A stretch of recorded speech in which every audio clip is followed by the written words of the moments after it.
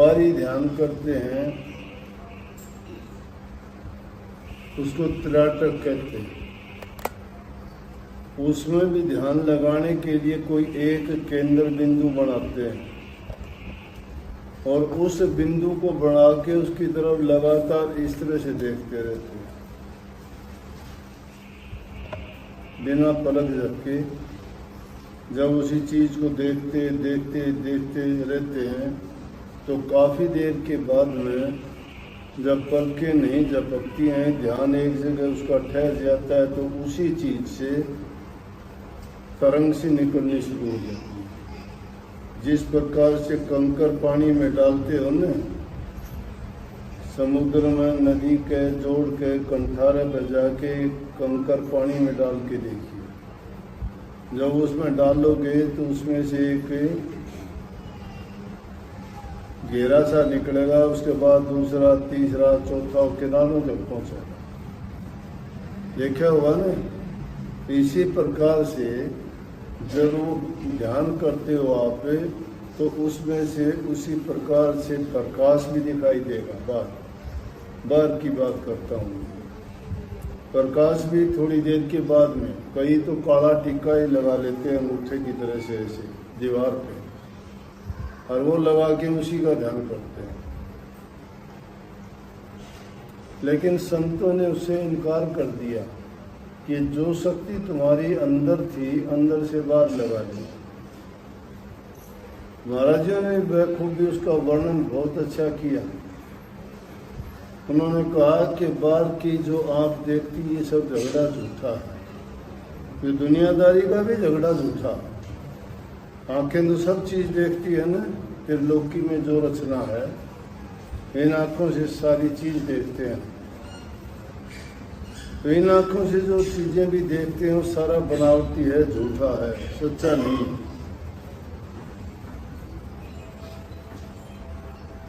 झूठे को तो सारे मान भी लेते हैं, लेकिन सत्य को की परीक्षा देनी पड़ती है।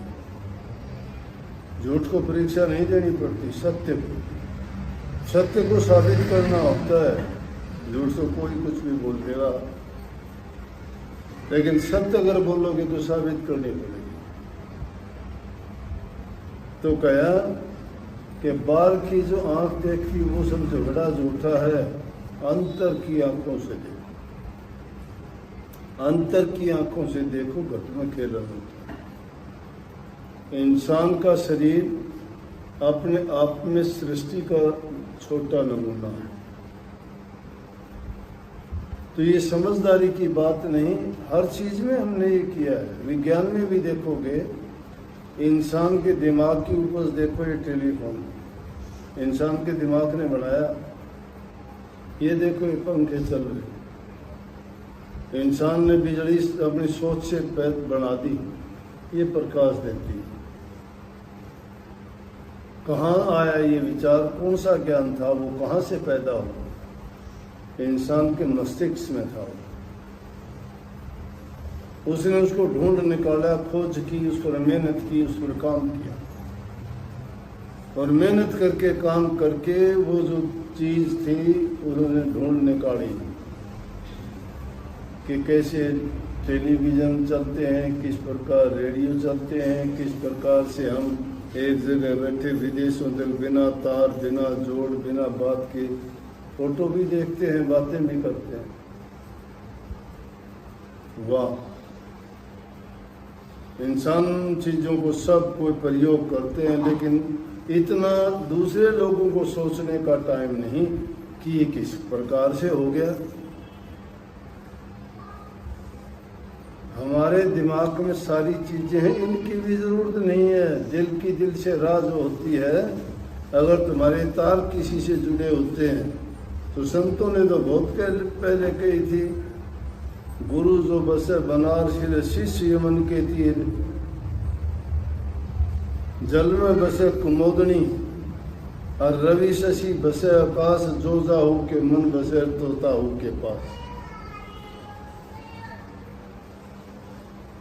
कुमोदनी का फूल होता है, जब रात्रि होती है चंद्रमा खिलता है तो वो खिलता है, पता लग जाता है उसको रात्रि होगी। सूरजमुखी का फूल, सूरज उगता है उसी तरह मुंह कर लेता है, सूरज जिस तरफ जाता है उसी तरह मुंह करता रहता है। तो संतों ने वही सत्य बताई कि तुम अपने ध्यान को अंदर में लगाओ। ध्यान हमारा नहीं लगता, मन की वृत्तियों का बिखराव है। सुबह से लेकर शाम तक हम कितनी बातें करते हैं, कितने सोचते हैं, कितने हमारे कर्म हैं, किस किस से हमारे संबंध हैं, किसका लेना देना, किसको क्या जवाब देना, क्या बोलना, क्या करना। ये कार्य है, काम है, ये काम है, इस काम में बंधे हुए हैं। दुनिया से मुक्त होना चाहते हो तो काम से मुक्त हो जाओ, क्रोध से मुक्त हो जाओ, लोभ से मुक्त हो जाओ, मोह से मुक्त हो जाओ। मुक्त का मतलब ये नहीं है कि वो करना ही नहीं है। मुक्त होने का मतलब अरे कम से कम जब ध्यान लगाते हो तब इन चीजों को एक तरफ भुला छोड़। सिर्फ एक ही चीज याद रखो, अब अंदर में तो कोई ऐसा निशान है नहीं जिसमें मन की वृत्ति ठहरा दोगे। संतों ने कही है एक चीज, गुरु का रूप। गुरु का रूप क्यों है कि गुरु में वो गुण है जो परमात्मा में गुण है। गुरु में शांति है, गुरु में प्रेम है, गुरु में ध्यान है, गुरु में ज्ञान है, गुरु में समझ है, गुरु में त्याग है, गुरु में तप है, गुरु में साधना है, विश्वास है, आस्था है। इसलिए ऐसे चरित्रवान व्यक्तित्व का ध्यान करने से उसके गुणों की याद आएगी हमें। जैसे भी इंसान को जिन गुणों को, जिन बातों को याद करोगे वही चीज हमारे दिमाग में भी आ जाएंगी। दिमाग में जो बात आती है वो हमारे जीवन में भी आ जाएंगी। जीवन में आएंगे, हम उनका प्रयोग भी करेंगे और वो हमारे रोजाना के काम में शामिल हो जाएंगे।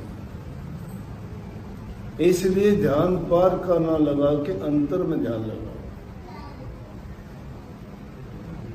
संत मत इसीलिए सरल क्यों बता दिया, दुनिया में रहते हुए, परिवार में रहते हुए, जरूरत के मुताबिक अपने काम सारी कार्य करते हुए सब कार्य करो, लेकिन आवश्यकता के अनुसार। किसी भी चीज के पीछे ना पड़ो। ध्यान अगर करना वो भी सहज भाव से करो, सरल भाव से। उसके लिए भी जोर नहीं लगाना। उसमें भी जोर लगाओगे तो एक चीज जो आसानी से आती है वो आसानी से चली भी जाती है। नहीं, इसीलिए कही slow and study wins the race. धीरे धीरे रे मना, धीरे सब कुछ होए, माली सींच सो घड़ा ऋतु आए पड़ होए। और देसी भाषा में अपने कह देते, गिद्दड़ की तावड़ में बेर को नहीं पाके। बेर तो टाइम हुआ ने समय के अनुसार पका। हर चीज के लिए समय निश्चित है। समय को काल कहते हैं और काल के गाल में सब समा जाता है। लेकिन आदमी बहाने ना बना के उस काल को व्यर्था ना जाने दे। जो बीत चुका है उसे आदमी को सबक लेना चाहिए, और जो आगे आने वाला है उसकी चिंता ना करके अच्छे कर्म करके अच्छे परिणाम के भागी बनना चाहिए। जो भी कुछ प्राप्त करना चाहते हो वर्तमान में कर सकते हो। निर्बल, दुर्बल और कमजोर विचारों का आदमी कभी सफलता प्राप्त नहीं करता। छोटी मोटी बात के लिए कोई उनका तुम आड़ लेके, उनके सहारा लेके, उनके बहाने बना के बचा ना करो। अपने आप को काम करने की आदत डालो, मेहनत करने की आदत डालो। सकारात्मकता जो विचार है तुम्हारे, पॉजिटिविटी जिसको कहते हो, कभी ना छोड़ो। नकारात्मक शक्तियों को अगर तुमने थोड़ी भी जगह दे दी तो वो अपने कब्जा कर जाएंगे। कभी किसी बात को ये ना सोचो नहीं होगी, जो उसका मतलब है आदमी पहले से ही हार जाता है। उसको चुनौतियों को स्वीकार कर,